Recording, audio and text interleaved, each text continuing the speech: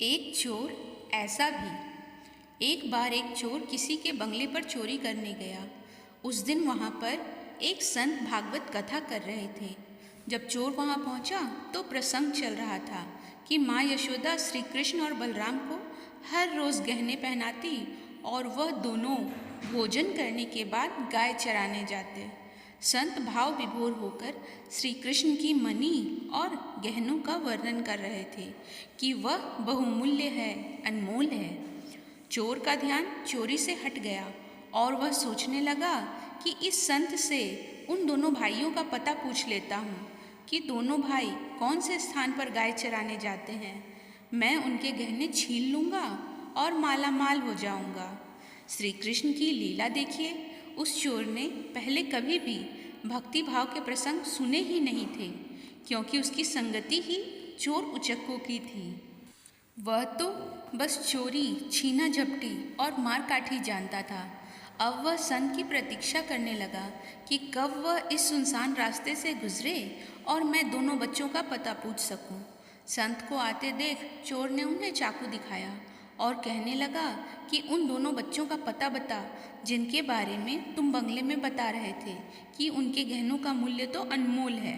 संत ने समझाना चाहा कि भाई मैं तो भागवत कथा का प्रसंग सुना रहा था, लेकिन संत को लगा कि यह ज्ञान की बातें इस मूढ़ को समझ में नहीं आएंगी, क्योंकि उसके दिमाग में गहनों का ही ख्याल घूम रहा था।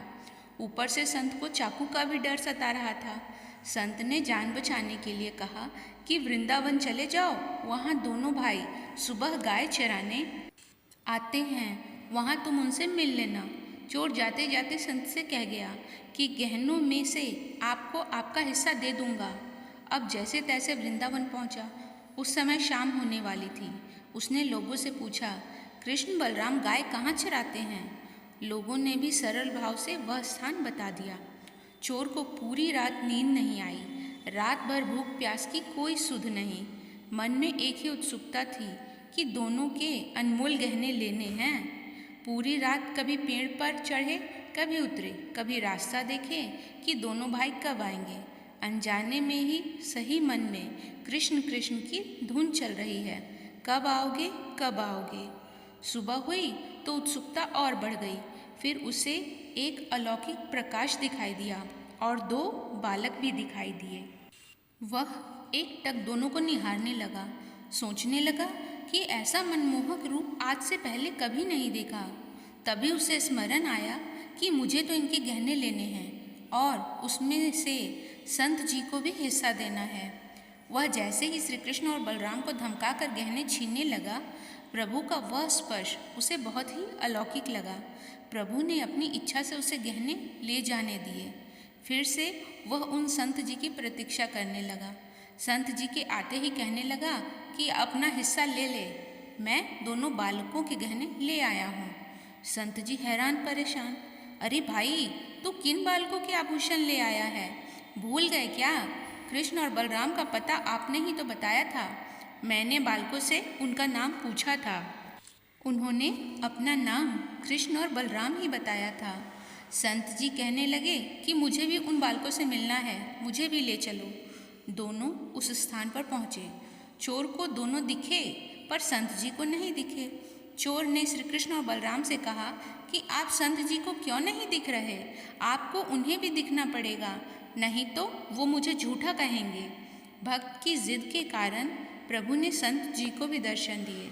संत जी कहने लगे कि प्रभु, मैं तो कई सालों से भागवत कथा कर रहा हूँ, लेकिन आपने मुझे कभी दर्शन नहीं दिए, जबकि चोर तो आपके नाम की महिमा और रूप के बारे में कुछ जानता भी नहीं था, फिर उसे दर्शन क्यों दिए? प्रभु ने कहा, क्योंकि तुमने मुझे कभी उस भाव से पुकारा ही नहीं। प्रभु कहने लगे कि अनजाने में ही सही उसे संत के कहे हुए वचनों पर दृढ़ विश्वास था। चाहे वो मेरे बारे में कुछ नहीं जानता था, लेकिन ईश्वर को पाने के लिए जो व्याकुलता होनी चाहिए उस समय उसमें वही थी।